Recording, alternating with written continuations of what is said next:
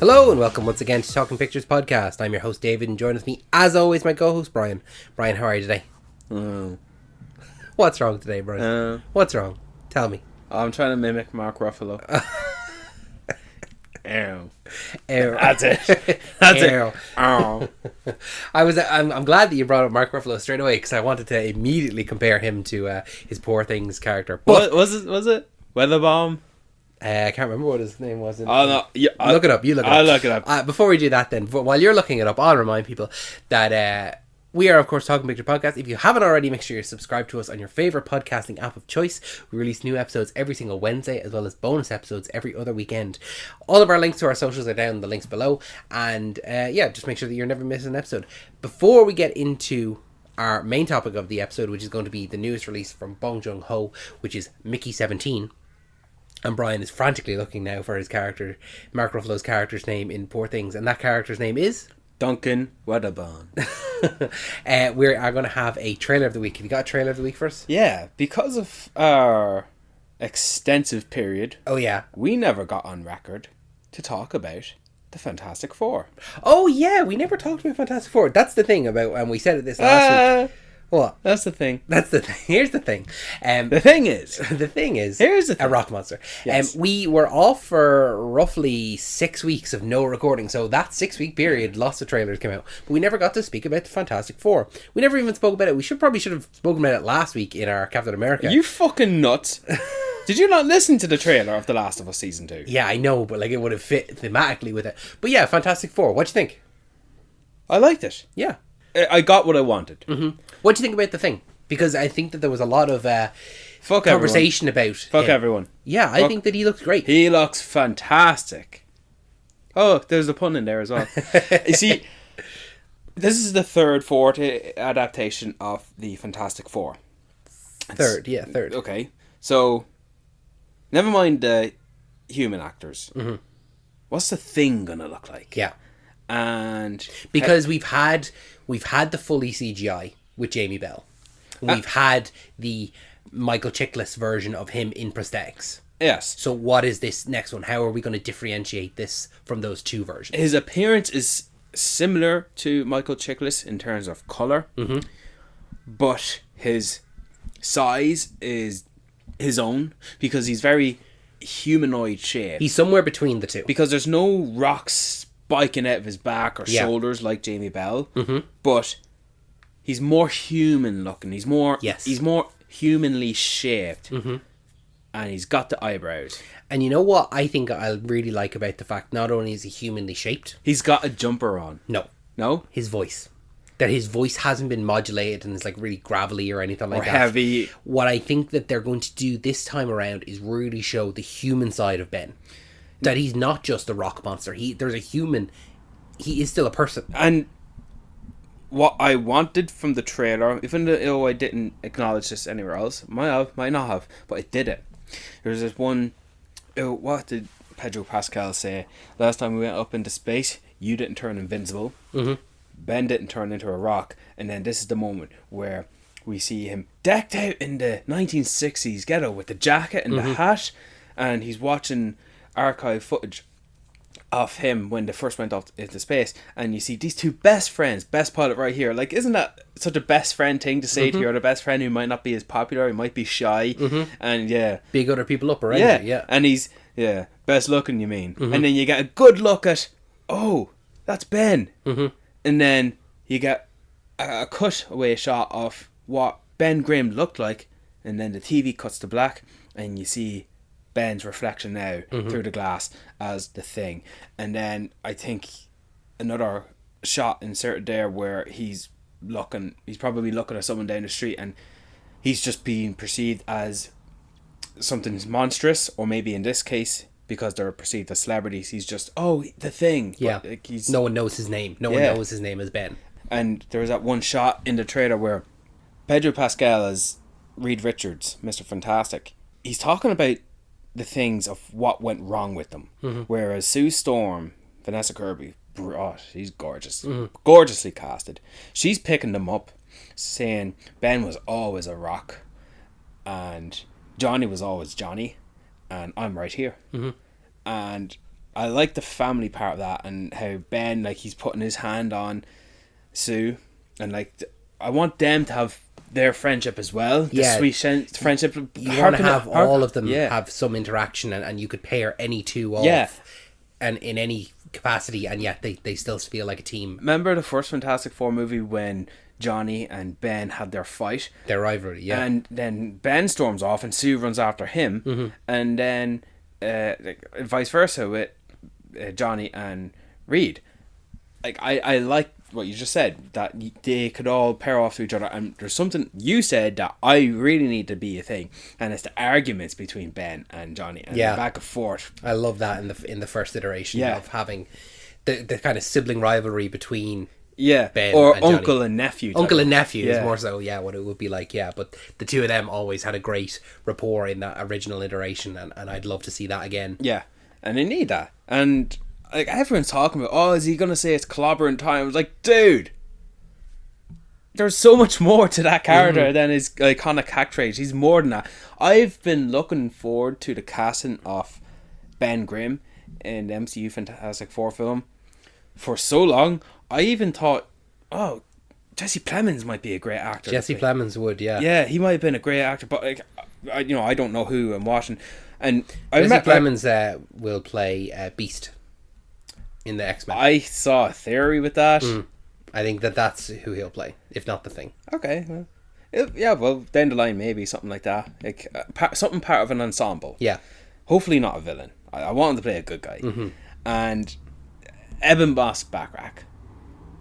I watched The Bear, not just because you recommended it, but because it was confirmed that he was going to play Ben Grimm, and I think there was a report that he was, but it was never confirmed until the day it was confirmed. And so I started watching The Bear immediately. Where's Richie? Where's Cuz? I want to see where he is, because I'm just scanning him now. I'm just analysing the actor and who he is, and I realised I already did see him. Yeah, the Lake House. I was gonna say something else as well. Andor. Oh, he's in Andor. Yeah, I forgot about that. He's in Andor. You're going to see him again soon as well. He's going to be in Punisher. He's in Punisher, playing a different character altogether. He was in No Hard Feelings as well. Oh, I've not seen No Hard Feelings. He blinking you miss it role, but he's in it. It's just, I like the casting. I'm so happy with it. It's my favourite casting in that movie. More than Julia Garner as the Silver Surfer, and I can't wait to see what she's going to look like. And whoever John Malkovich is going to be playing, the voice of Galactus, or Ralph Ineson. Who's Natasha Lyonne going to play? Hopefully someone worthy of her presence. And do you think we'll see any aspect of Doom? Any aspect of Robert Downey Jr.? No. That's all just going to be saved for Avengers. Save it. But I like the tease of Galactus, his shadow, and then the back of his head. He's a humanoid figure. Yeah. Good. He's not a gas cloud. What is he supposed to be? Humanoid figure. Oh, well then. Yeah. There you go. I like it. I've watched the trailer a few times, and looking forward to this just a tad bit more than Superman. Okay, interesting. That was my number one anticipated movie of 2025. Yeah, true. But we're not here to talk about the MCU. If you want to hear us talk about the MCU, listen back to last week's episode where we had a lively discussion, not an argument or anything like that, but a lively discussion. Now I know what that would have fit thematically of Captain America. But The Last of Us trumps everything. That's true. And I suppose both trailers had Pedro Pascal. There you go. So, but we're here today to talk about Mickey 17, the newest film released by Bong Joon-Ho. This is the first film his after Parasite, which is probably one of the best films in the last 10 years. Won Best Picture in 2019 film, so in 2020 it won. But so this is a new film starring Robert Pattinson, a good ensemble cast actually, a lot of people. So 5. Robert Pattinson, Toni Collette, Mark Ruffalo, Stephen Yeun, Naomi Aki. She was in Rise of Skywalker. She played Whitney Houston. And she was in Rise of Skywalker as well. Yeah. That's where I only know her from, Rise of Skywalker, I think. I didn't see the Whitney Houston film. What was that one called? I Want to Dance with Somebody. Yeah, I've not seen that one. Generic biopic 17. I didn't even plan on saying 17. It just put out 17. Guess what, David? This is based on the book. Yeah, I think it's Mickey 3 is what it's called. 7. It's Mickey 7, yeah. Okay. Guess what? Based on the book. One of my New Year resolutions. Oh, yeah. Okay, this fits within your Yeah. New Year's resolution. So- How many we're going to watch? Five. This is one. One There's down. one. I'm keeping an eye out. Guess what, David? Jurassic World reboot is essentially based on the book. I wouldn't count that. Fine. Okay. Fine. And just if we're keeping track, if we're keeping on the record, I'm currently at 3 films directed by women, and that is not good enough. I need to step up my game. But I have a list. That wasn't my plan. That wasn't my order for you. That wasn't my instruction. No. For you. That my was... instruction for you was to create a and I did that. list. I did that. Guess I fucking did you one easy. I didn't realize that was one of my. Oh yeah, I now remember. Yeah, to watch it based on books. Yeah. But that's how that was one you gave to me. That's how. Let's every now and again just update on how our resolutions are going before the final one. But I made a list anyway of the one you did, so I did that, and I have a list then as well of all. Quick, fast, and in a hurry. I'd imagine.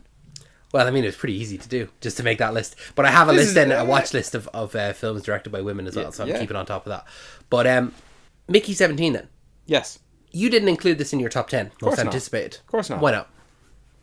I just never felt it. I just never felt like, oh, can't wait to see this. Like, I knew I was going to see it, but there's movies I'm going to see this year I just know I'm going to see, unless reviews are terrible. Yeah. And my top 10 lists were chosen based on particulars and peculiars, if that's the way I can pronounce that word. Curiosities. Yes. Yeah, okay. Those are my top picks. Curiosities. I'm curious to see how the Predator is going to be depicted in Predator Badlands. I'm curious to see how they're going to depict Ben Grimm as the Thing in Fantastic Four. I'm curious to see how James Gunn has a take on Superman. I'm curious to see Lilo and Stitch. Stitch in particular. I know what to expect from movies that I did not pick, such as Avatar Fire and Ash, or such as Mission Impossible Dead Reckoning. I know what to expect from them, and I love them movies for what they are, and I'll probably make my top 10 list of 2025 in my favourites. Yeah. But I know what to expect though. Yeah. So I would have picked them next. I didn't. So Mickey 17 would have been my latter half of my 10 to 20. And I don't know what really to make of this movie. Yeah. But I liked it. Yeah, so did I. And I think I'm in the same boat as you where... So this was my number 5 pick. I had this over the likes of like the Knives Out sequel and Avatar and stuff like that. And I think the reason why I had it up so high is because of Robert Pattinson and because of Bong Joon-Ho. Because of the fact that this was now his next project after Parasite, I expected a lot from it, and I had seen some of his other films as well, like The Host and Memories of Murder and stuff like that, and I really like his films. And let me ask you this. If we had no trailers of this, if this was going to be released in November, so no marketing, no perception other than that promotional shot to announce the movie was coming, which was Robert Patterson in the printer, and presented to be very serious science fiction drama, as opposed to black comedy satire. Yeah. Would you have still chosen this as your top 10? I think that because the lack of footage and whatnot. I think that that's kind of why I was more excited for it. I actually avoided a lot of the trailers for this. I watched the first trailer once. I never really watched it again after that. The Frank Sinatra song. Yeah, but in my mind, it was very much more akin to that initial teaser. The announcement of him being in the printer and the very serious tone of it all. Well, it was supposed to be... I remember the synopsis as well. I really thought this was going to be like an action, science fiction, near espionage type of thing.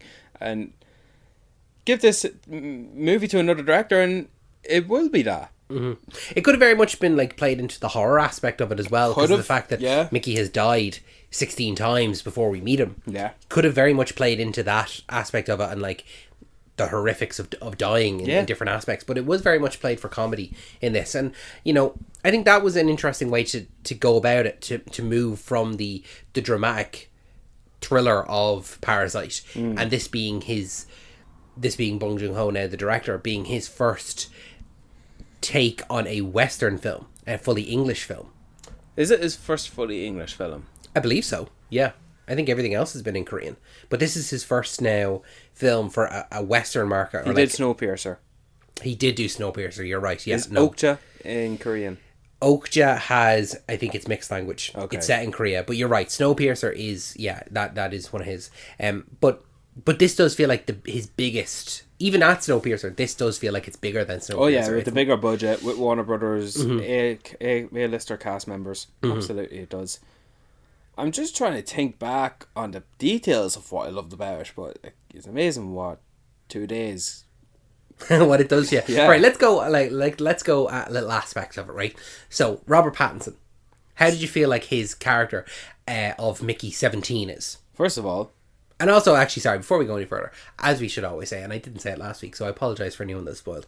Full spoilers for Mickey 17. We don't hold back on spoilers. no one gave a fuck about the spoilers in Captain America. That's true. That's true. Subtitle. They spoiled it in the marketing. But how did you feel about the portrayal of the character of Mickey 17? Because obviously we have Mickey 17 and Mickey 18 both in this film. Very, very different, played by the same actor, but very different performances. Funny to think that recently Robert Pattinson said he took inspiration from Steve Buscemi's character from Fargo to get the voice of Mickey 17. And that was something he recently said, so I paid attention to that in and out, and I really felt that at the third act. Most particular in the third act. Like, Jesus Christ, is that Steve Buscemi there? That's not fucking Batman. No. That's not the Twilight Boy. I thought that I think the last thing I would have seen Robert Pattinson in probably was Batman. I don't think I've seen him in anything since then. So to go from Batman to this Mickey 17, this Steve Buscemi impression, and I think even with Mickey 18, that he is more of a Batman, like that kind of serious, like gruffer. He's more psychopathic. He's more psychopathic, and so I like that there was a big contrast between the two. Yeah, that's actually something I did not expect. I don't know, maybe I should have because of the creative artist that is Bong Joon-Ho, but I did not really anticipate shit. There's a lot different about this Mickey 18. And you know what? I felt like a real idiot. What? Because... Why did you feel like a real idiot? Because, right? Watching the film, and it was all taking place, and I just thought... Mickey 17 and Mickey 18 are so different. I feel as though there should have been a bit more of a difference between all the other Mickeys. Why is it that this one all of a sudden is like different? We should have seen like, oh, Mickey 14 was a bit more playful. Maybe Mickey 12 was a bit sadder or whatever. But then I realised I was like, I would have rather see like a lot of different personalities throughout. And then I realised, oh, at the beginning of the movie, they kicked out the wire from his head. And that's what caused the corruption. It comes up on the screen, possible corruption, not fully, they're not going to be fully a 100% perfect match. And then I went, oh, that's why. And I was like, it took me so long to actually remember that aspect because it's so early. It's like the first scene it happens. And then it's not until much later on are we introduced to Mickey 18 and his vastly different personality. Well, didn't Mickey 17 in his voiceover narrative say that narration, that's the word I was looking for. Narration. Didn't he say that Nasha, his girlfriend, say, Mickey 6 was quite annoying and Mickey 12 was very whiny and like they do mention that, but we never see it at all. No, we never see it because we're not supposed to see it because it's not supposed to be two at the same time. And no, but we do see different versions of earlier Mickeys dying and stuff like that. But they're very brief though, aren't they? Yeah, like they're just a scene of their death. They're very brief. But we don't get any inclination as to their personalities. Well, I think that was because most of the time they are pretty much exact carbon copies. Yeah, but because the Mickey 1, which we do have at the start of the movie, quite similar to Mickey 17. Absolutely. So and so that's when I realised that it was Mickey 17 and Mickey 18 are different because of the fact that they knocked the wires out at the beginning, I had such a moment where I was like, oh, you're an idiot, David. Like, you just did not pay attention to that. Or, like, maybe it was just that it was so far between those two things happening that I had forgotten about it entirely. I'm not going to lie, I just never even thought it. Nope. Never thought it. Yeah, it was just because... The way I thought it was every time someone was... Mickey was printed, it just... Something just a little bit different about it. And that's just it. I never thought much of it. Mostly because Mickey 18, we learn quickly he's aggressive.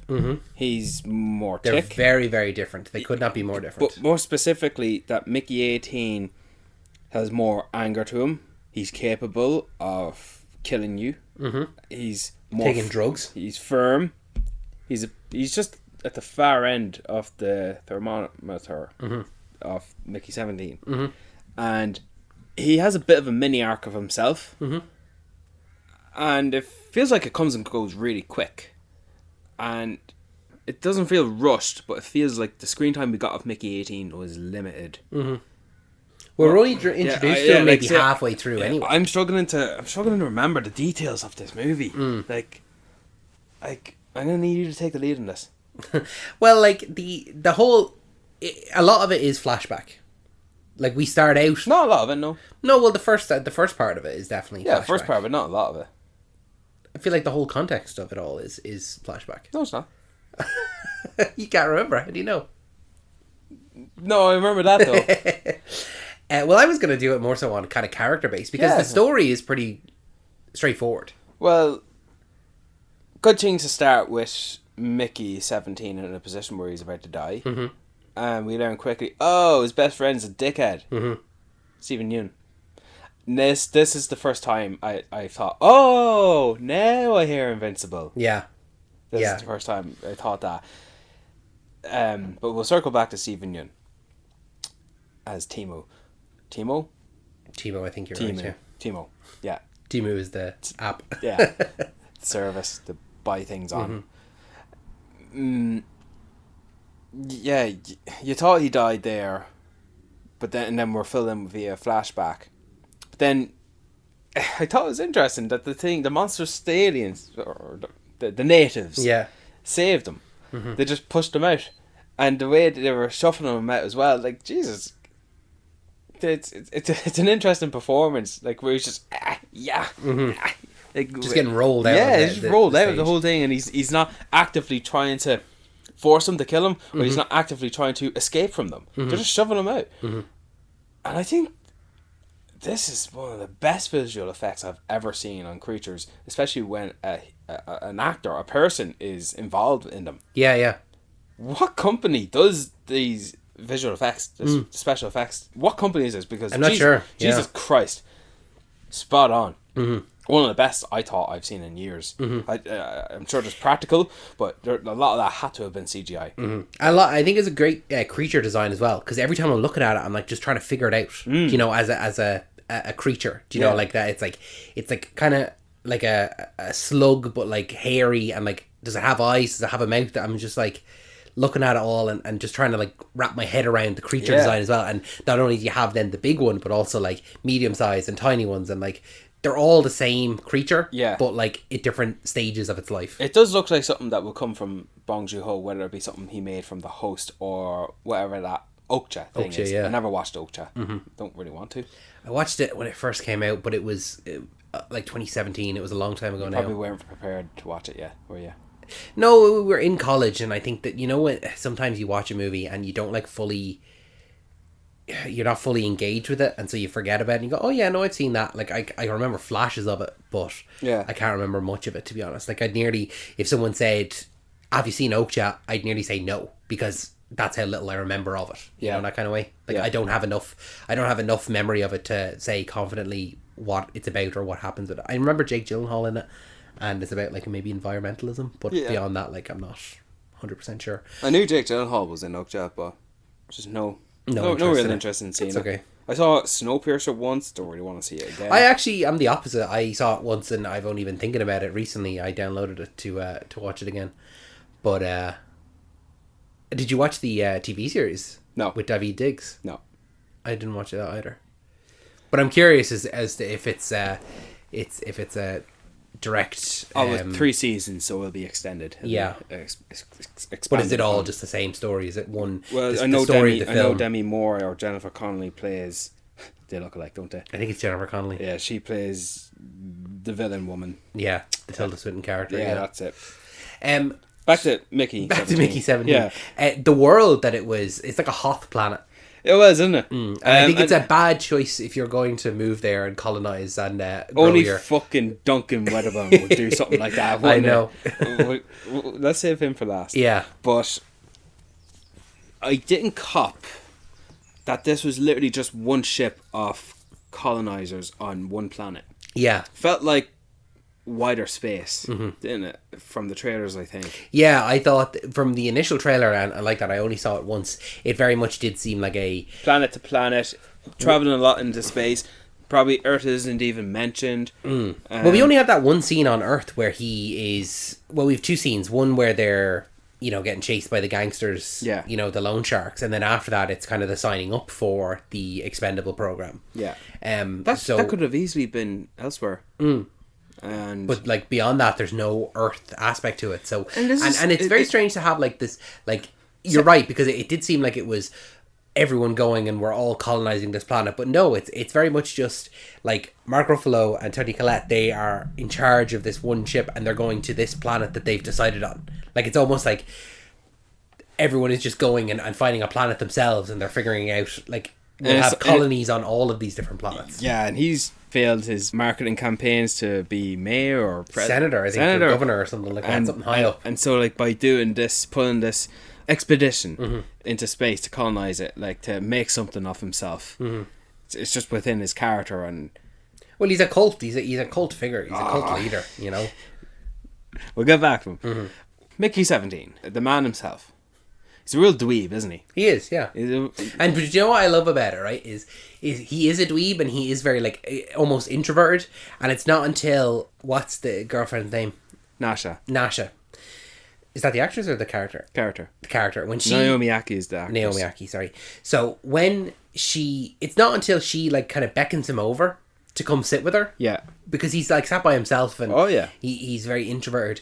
And what I love about it is that at the start of the film, you really get a sense for how they live on the ship, where, they have to rationate the calories. Yeah. And you can't even go like 7 calories over. It's exactly how much it needs to be. Yeah. But then when Tony Collette and Mark Ruffalo come in and they announce, like, yeah, there's going to be a ban on sex because it uses too many calories. That was good. And it's like, okay, this is the world that we're living in, but they obviously form a relationship.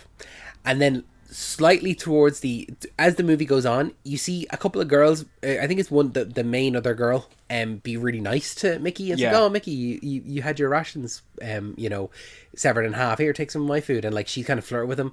And then I think it's because she's curious that he's an expendable. I don't think it's that. I think it's more so that because there's a limited number of men on the ship, or like I never got that perception. I got that perception that it was very much and it was then when she appears to be interested, that his girlfriend comes along and starts kissing him as well. It's like, no, he's mine, kind of laying her claim on him almost. Yeah. And I thought it was very much because of the fact that Mark Ruffalo said as well, once they arrive at the planet and they've, got the food set up and all this stuff, they're just going to have a massive fuck session. That he basically kind of announced, he advertises, like, we're going to have sex till the cows come home, and I think that's kind of what that was how I was interpreting it, of these characters see Mickey 17 and see he's a nice guy and see, oh yeah, he's attractive, it's Robert Pattinson, he's not going to be unattractive. They try kind of hard to make him unattractive by like the hair down and like, really introverted in himself and the voice, but like he's still a good looking guy. So I that's how I interpret it, was these girls are like trying to, there were a couple, were they not though? The girls, I thought they were in a couple. They were a couple. They were together in a relationship. The two girls. I just thought because one of them was the one who died in the cave. Yeah. I thought they were a couple. Yeah. I mean, I didn't really see them as a couple. I saw them as best friends. Oh. But like, it's a completely open to interpretation. Yeah, like they could have, and if they were a couple, then I just didn't see them that way. But I saw them as best friends more so than anything.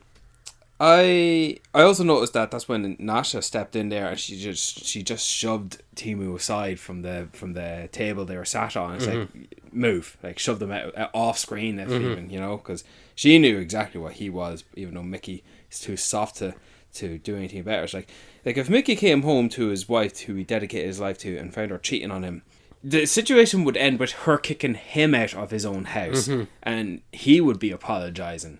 Yeah, and that was funny. That's his character. I found it funny that he was trying really hard to make it back to the room because he didn't want Mickey 18 sleeping with his girlfriend, even though that's technically him. Yeah, it's just him. But in his mind, no, that's someone else sleeping with my girlfriend. It's like, And naturally so, you would think that, because you that's would. not you. It's not you in your body, yeah. And it was a great take to address the fact that because Mickey 18 exists while he is alive, the mind thinking of him feeling that he gets to continue on with his life, even when he dies, is now shattered. Yeah. Because it's not me who's going to continue. Yeah. It's you. It's the last of the two of us to die will be reprinted. That's and helped. it's those memories that will carry on. That's helped me identify or understand a little bit better cloning in Invincible with the Mauler twins, and then again with Robot. It's helped me understand it a bit better, because when it's you on your own and there's no other copies of you, that's you. Yeah. When there's two of you, existential crisis.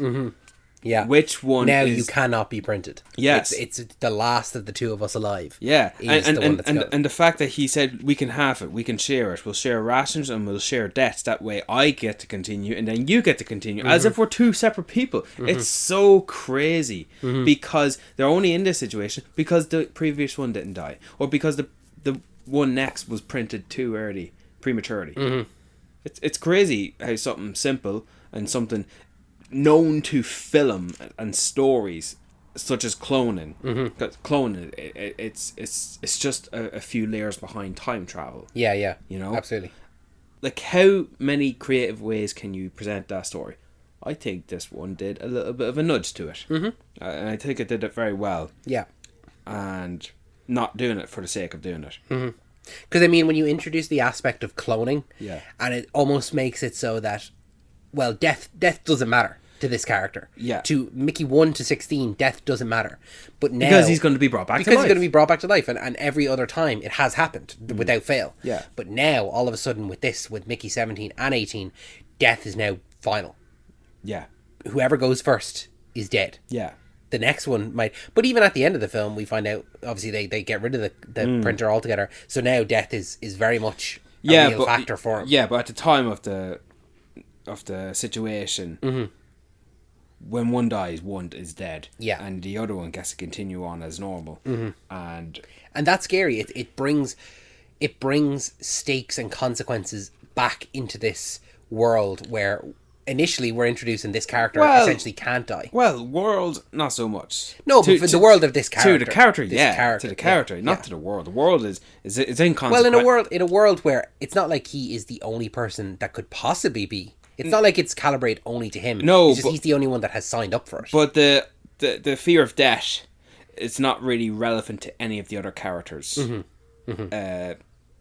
Obviously, to an obvious extent. Jesus Christ, I don't want to die. But it's not relevant to the story of Mark Ruffalo's character, just like him worried that his painting or his sculpture or his art piece is not going to be to the right perfection. Who gives a fuck? Because it's just not relevant to his character. Yeah. It's not presented to us as the audience. You know, it's not relevant beyond to the obvious extent. You know, even though he does have that little line at the end where he says, "You're afraid of that." He says that to Mickey 18, and that's another extension to his arc as well. And Mickey 18, like, it's funny because he was gonna go kill Mickey 17, and he had no problem doing it. But then as soon as Timu walked into the room, he's like, "That guy's a jerk. He's been a jerk to us. I'm gonna kill him because he's such an asshole." All of a sudden now he's looking. He's standing up for him, not just because I think that's him acknowledging him, like, as you're me, or you're my brother, or only I can harm you, but no one else can. Because when he saw Timu, he was reminded of all the shit he's done. That's just triggered all the rage. And then furthermore, again with Mark Ruffalo's character, he did what to you? And you did what back? You didn't do anything to kill him. And that's exactly it. Mickey 18 is just Mickey 17, a bit more aggressive and a bit less likely to let these things go. He's going to call them out, and you can fully see why he went to kill Mickey 17, because in his mind, Mickey 17 should be dead. Yeah. He is Mickey 18 and he should be the only one alive. So 17 is the abnormality in this situation. Because he's the one that's supposed to be gone. And from his perspective, oh, it's just whatever. Because all these previous versions have died. Yeah. You know? But from Mickey 17's perspective, he goes and that's him gone. There is no returning. Yeah. Because he was printed Mickey 18 was printed too soon. What I like then about later on, when you're right, when he kind of pulls him away, then it very much does become it's no longer me. It's like another person. Like we're almost brothers. Like you said there, it's like us. It's us. Yeah, it's someone else can't hurt you. Only I can hurt you. You know, that kind of way. And I think that was a great perspective it's a change. good development arc for the character. That's what it is. Yeah, he's not the main character, but it's something for him to learn as well, and not just be an extra body. Yeah. Like when they were arrested. And by the way, I think that signifies the capabilities of Mickey 17. When they restrained Mickey 18, who restrained him? Nasha. She used her whole body to restrain him, whereas Mickey 17 is just holding on to his leg. Sums up the capabilities of Mickey 17's character, you know. But like Mickey 17, you wouldn't put a gun in his hand. You wouldn't know what to do with it. No. But when they were in jail and they're locked up, and then Timo comes, Timo, yeah. Stephen Yeun, Glenn, he comes in, Invincible. He comes in and harkening back to the original reason why they were escaping to space in the first place, and that he had to make a video for the gangster who was trying to kill him to his friend, and he starts crying, oh poor me, because he's not expendable, he's going to be killed, not realizing the fact that, well, Mickey, if I kill you, you'll just come back. But he's not even acknowledging the fact that he will come back, because he's not going to come back, because he needs to be printed. To be printed, the other one has to die next, and then that one's going to get printed. And you can see it from his character's perspective. Who? Of Timo. Invincible. Yeah. That is the solution to their problem. Had this Mickey 17, Mickey 18 situation not happened, it is very reasonable for him to just say, you know, listen, Mickey, the loan shark, the loan sharks, psychopathic murderer, killer. They're back and they want a video of one of us killing the other. Yeah. I'm going to kill you with this chainsaw and then you'll be back in the next day. And, you know, from Mickey's perspective, you would go, yeah, that makes sense. Because obviously, Timo's not going to come back. It's just now, all of a sudden, there's a situation with this extra Mickey. But Timo is such a prick of a character, he doesn't see that at all. He just sees it as, oh no, well, I'll just kill Mickey. And then we still have a Mickey. He doesn't see it from, oh, these are two individual people now with their own thoughts and feelings and memories. It's just, oh yeah, well, if we kill one, we'll still have the other. It's like it's like having twins. If you kill one, you don't have just the other. It's not like, oh yeah, well, we still have this one. Yeah. You know, they are very much as individual as twins are. And then he's, after his little cry, which he obviously just passed off as, yeah, okay, I'll go start this now. Kill the softer one, it'll be easier. He's not going to go kill the meaner one who tried to kill him. Yeah. Like, what a prick. And that was a good scene, by the way, where Mickey 18 was about to kill Timo, whatever his name is. Like, Jesus, I thought he actually almost did. He was going to kill him. It was a good scene as well, but riveting. But this is the first step of Mickey 18 caring for Mickey 17. Yeah, beyond going to avenge him, to beat up his weaker brother's bully. He's actually willing to have himself be sacrificed. And like, dude, you can chop me up into 10 pieces and I'll still be grand. Like, I'll take it. Because look at him, sack of shit. He probably shit his pants already, you know? But he was a good escape plan, wasn't it? Yeah. Snatched the thing out, and like, the guy's capable. Mickey 18 is really capable.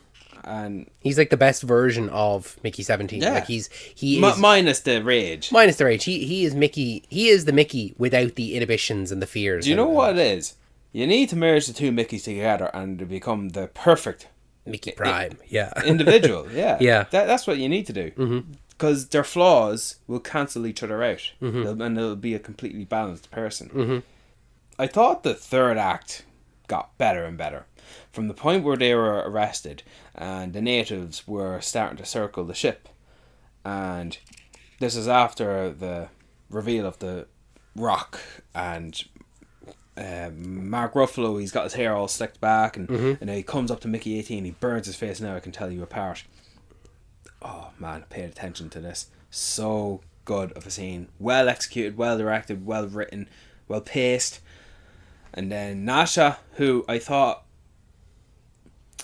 she was great. She was good introduction, but I was still a little uncertain of her motives. And then when we see her again next, when she's high on, was it oxy or opium? I think it was like, it was shorthand for oxy, but like it was like a made up drug. Right.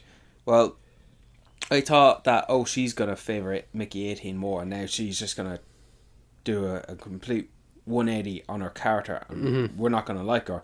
Hence, we're gonna like the other girl who took a liking to Mickey 17, and that scene was actually quite sweet, going from a wide shot to a close up shot. And I thought the music was quite beautiful. It's like, are we supposed to root for their relationship? Yeah, now? but that would still be Mickey cheating on his girlfriend. Yeah.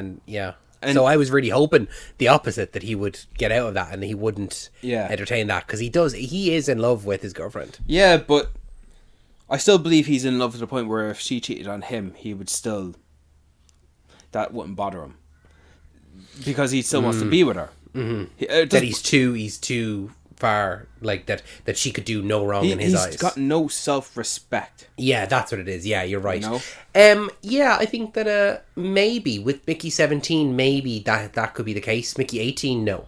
But Mickey 17, he could be in a situation where he kind of, I'm so sorry that it's my fault that you felt the need to cheat. Yeah. You know, that kind of way. Oh, that's what I feel like Mickey 17 would be. Whereas Mickey 18 would pass off, yeah, whatever. And this is when Nasha started to step up, to have a voice of her own, to stand up to Mark Ruffalo. What was his name? Kenneth Marshall. I really remember. I think his name was supposed to be Harmonious Marshall. Okay. Yeah, I just remember looking at, because this movie was delayed for quite a bit. Was it? Yeah. When was it initially supposed to come out? Oh, well, it was initially, yeah. I remember it was supposed to be February, but Jesus, I think it was delayed. You delayed a year, at least. It was delayed a year. At least a year, yeah. Anyway, she stands up to him, throw him off. Like, it feels like the biggest insult she gave him was say you couldn't even get elected you failed your marketing campaign. Yeah. You know, election campaign. And so, Bastard hooks the little baby alien onto the thing, brings the rope it was on, the cable it was hooked onto, which was dangling over the lava, and he says to her, bite. He makes her bite on the thing so it doesn't kill the baby native. And then he starts to assume authority and become very villainous, being whispered into his ear by his controlling wife. You alright? Sorry, I was just looking up the initial release. It was supposed to release last year, March 29th, 2024, but it was taken off the schedule due to the actor and writer strike. Right. And then it was rescheduled to January of 2025, and then pushed back to April, and then moved forward again. So just I was curious. I wanted to see that. Sorry, continue. I kind of forget. What were you saying? No, I forget like the layout of the scene leading up to the point where he hooks the two Mickeys, straps them to bombs, and sends them out packing to get them to bring back as many tails as they can. Well, it's pretty. It's because I just remember, it's from the prison. It's from the prison. They escape from the prison. She's going to chainsaw off his head, and then they bring them up to the deck. No, we're there. Yeah, we're there already. I already said that Mark Ruffalo hooked the alien onto the thing, dangled over the lava, and brought them over. So what are you missing? The details of the scene and why I loved it so much. They think maybe that they could translate it. That she could make the translator. Yeah, that was good. There was the other guy that had the glasses, and he was like recording them. That whole aspect. Your one was like looking to get the that was also great. Love that captured this violation and abuse on footage. Really exposed these despicable people. I can even remember the the scene where they invited Mickey 17 to dinner. Oh yeah. And And they're testing out the artificial meat on him, and then they were gonna kill him, and then it really reminded me of Duncan Wedderburn there. Well, we're nearly there to the third act, so let's talk about Toni Collette and Mark Ruffalo. Yeah. I loved their relationship. I loved the big bravos of Mark Ruffalo's character. Yeah. But literally whispering in his ear is Toni Collette. And it's not even like subtly whispering. It's like, well, what about this? Oh, actually, yes, I did think of this. And it's like she is literally right beside him telling him what to say, and he is regurgitating it right then and there. Yeah, and it's not like she's doing it for her own self-gain. It's just her looking after her hubby. It's almost as if his brain doesn't have the capacity to remember all these things. And so he is the equivalent of like when you don't have enough room in your pockets, so you give something to your missus to put in her handbag. Yeah. Like she's the handbag of like memories and things that he needs to remember. It's like, oh yeah, well what about this? Oh yes. But he's not getting far without her. No, he's not at all. He's wearing fake teeth. It has to be fake teeth because his upper teeth. They have to be veneers. Yeah, they were very. And his bottom lip is always sticking out.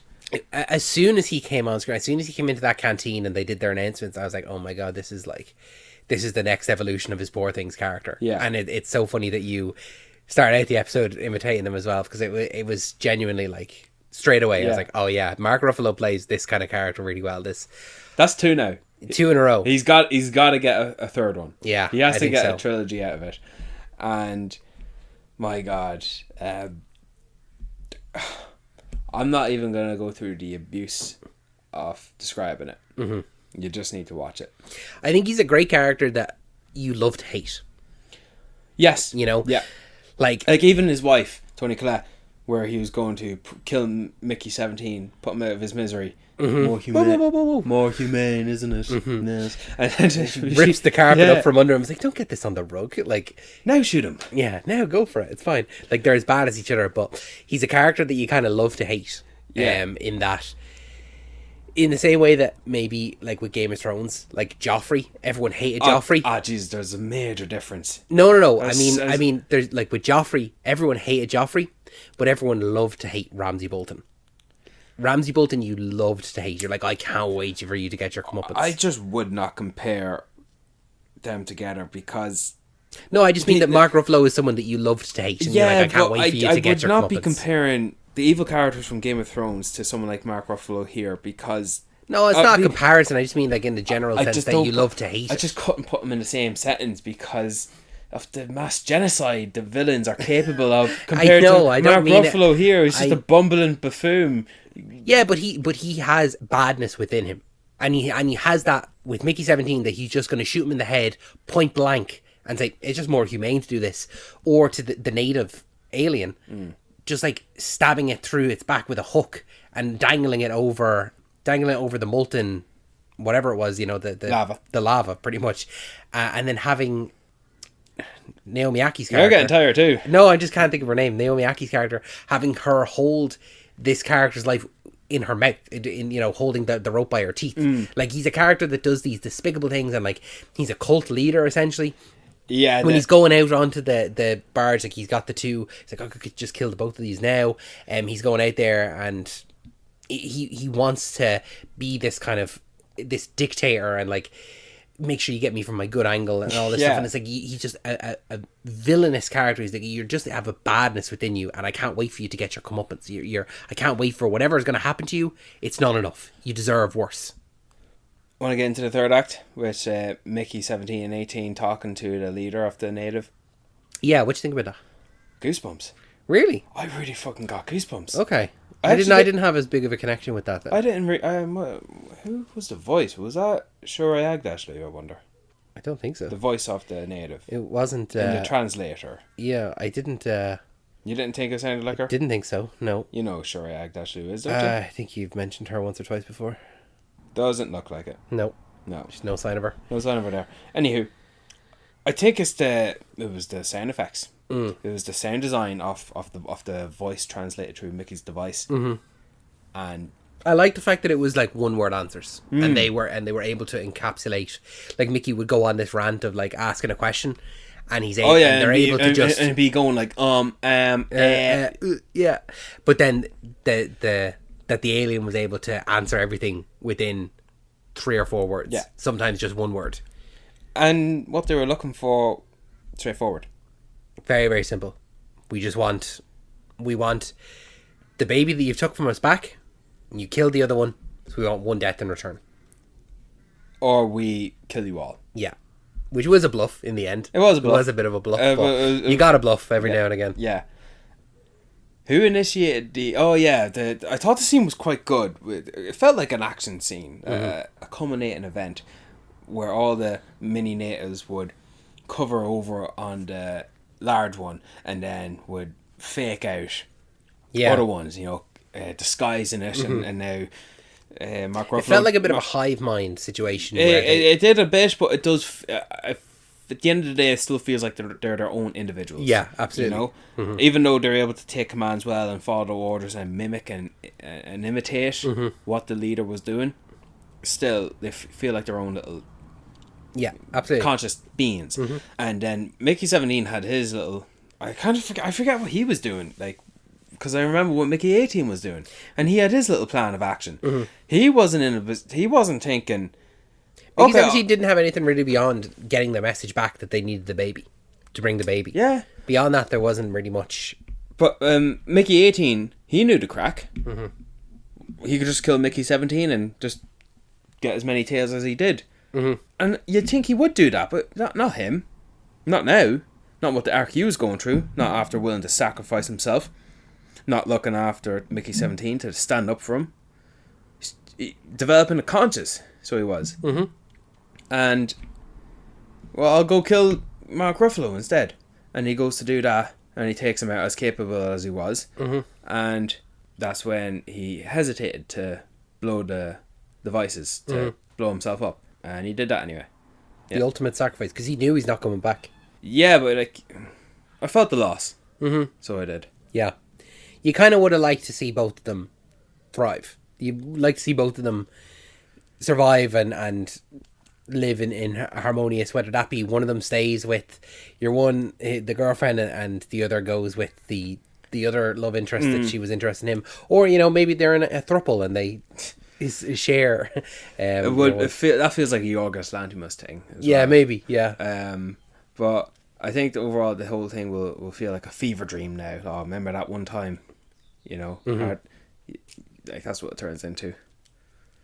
That's all I've got to say. I don't think I have much else to say. To be honest with you, I'd say, having it so high on my list of anticipated films, I'd say I'm probably disappointed by the film. Just in general, like, I think that probably other films that I had lower than this will end up surpassing it if this even makes it into my top 10 of next year. It's not one I'm eager to go back to. No, and I knew this was one I wasn't going to be looking forward to, But it was a good time. I enjoyed myself while I'm watching it, but I don't think beyond the film I'm excited to go back to rewatch it, or like, I'd be surprised if it's in my top 10 of this, best films of this year. Yeah. That's just me personally. Let's wrap it up. You got any recommendations before we let these people go? Yeah. What you got? I don't know. You go first. I'm going to recommend Invincible. Yeah. Invincible season 3 just wrapped, so it would at the time of this release it would have wrapped last Thursday. So this season's been really good. Has some great episodes, some great characters, some great like expansions upon characters that we've already met. Did you say this week? No, last Thursday. All right. But yeah, it was great. It also stars Stephen Yeun, who we've mentioned a few times in this episode. But I think that season 3 was great. At the time of this recording, we actually haven't watched the last episode, so we've yet to see. But the most recent episode 7, was probably one of the best episodes, I think. I'd agree. Of the series. It was. I think, I don't have a list in front of me. I don't have one created, but I think it's a contender for the best episode of Invincible so far. The episode 7. Yeah. Here's hoping it's a great send off for season 3. And you know what? The fact that what took place in episode 7, like, it feels like the whole world can be different now. It's changed. Yeah. Something majorly different has to be now. It does. So that's what I'd recommend. Invincible. It's on Amazon Prime. You got a recommendation? I do now. Go ahead. Severance season 2. Okay. You probably haven't even started. No. I wanted to rewatch season 1 and I haven't got around to it because of the busy last couple of weeks. But I've heard it's well, actually, you know what? I haven't heard. I was going to say I've heard it's great. I heard a lot of talk about the first episode, the introductory sequence. Yeah. Beyond that, haven't heard anyone talking about it. Good. So I'm not going to lie. The last episode that I just watched, probably my least favourite. Okay. Maybe after 2 seasons as a whole. Mm-hmm. It was a bottled episode. okay, And those can be hit or miss sometimes. yes, and thankfully it was shorter.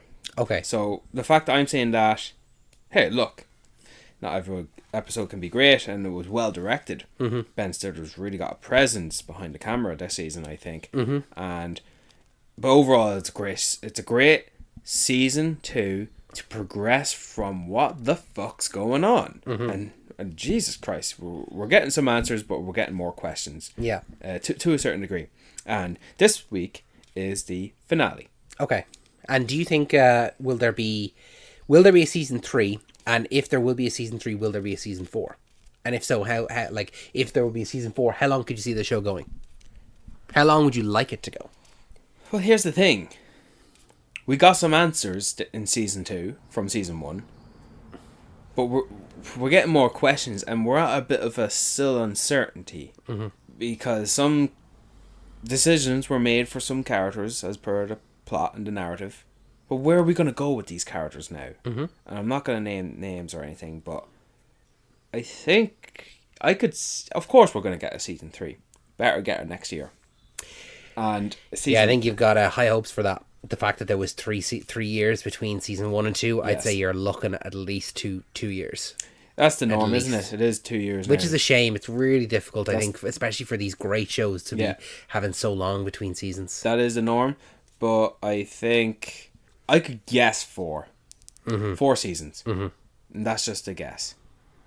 But, fuck. 3 years to wait. It's a long time. It is a long time. It's a really long time. That is a long time. But, yeah, it's great, and I think it's going to be a great finale. I look forward to watching it all now, because I was the same. I watched Severance season 1 like last year, so it was already 2 years into the hiatus between seasons. So I'm not in a rush to watch it. I wasn't as hot on it as a lot of other people were. I'm excited to watch it, but like it's not one that I'm like, I have to watch this now. Yeah. You know, that kind of way. So like, but I'm looking forward to it all the same. Grand. Brian, thank you so much for joining me for this episode of Talking Pictures Podcast. Thank you, listener at home, for joining us for this episode. If you enjoyed this episode, make sure that you're subscribed to us on your favourite podcasting app of choice. We've new episodes every single Wednesday, as well as bonus episodes every other weekend, so make sure that you're subscribed to never miss an episode. If you have any suggestions for bonus episodes or topics or anything like that you'd like to see us cover, or even spotlight episodes, if there's a movie that you'd like to hear us talk about, we had a couple of spotlights there in the last couple of weeks. We did The Batman, we did Incredibles, we did Finding Nemo. So if there's anything that you would like to hear us talk about, make sure to send them in to talkingpicturespodcast1@gmail.com, or you can leave a comment on any of our social posts. Leave them in the comments of a YouTube video, anything like that. We'll definitely take it in consideration. Brian, any final words before we let these people go? Would you sign up to be an expendable? I mean, yeah. You'd have to go through painful debts, though. I don't have to go through the painful debts. That's the job. If it's a matter of staying on Earth and dying, or going abroad, or like living abroad, yeah. Well, space is abroad. Then yes, I would, on the condition that I'm allowed to have a little bit of time to get my physique in better shape, because they said as well that when you whatever you look like right now, that's exactly how you'll come out, and that's why she like popped the zit as well for so you'll always have the zit. So give you a bit of time to like get into a bit of better shape, and then I'll be happy to sign up to be an expendable. You? I don't know. You're in good shape. I'm all right. So you don't need the time, but so it's for you. It's just a matter of. I don't know, because it's the painful debts part. It's painful. Yeah, but it's not like when you get printed. It's not like you carry over anything from that debt. Yeah. So you do have the initial pain of it, but you get the chance to live for a long time. Okay. You gonna do it? No. Oh, okay. Thanks, Brian. Thanks, David.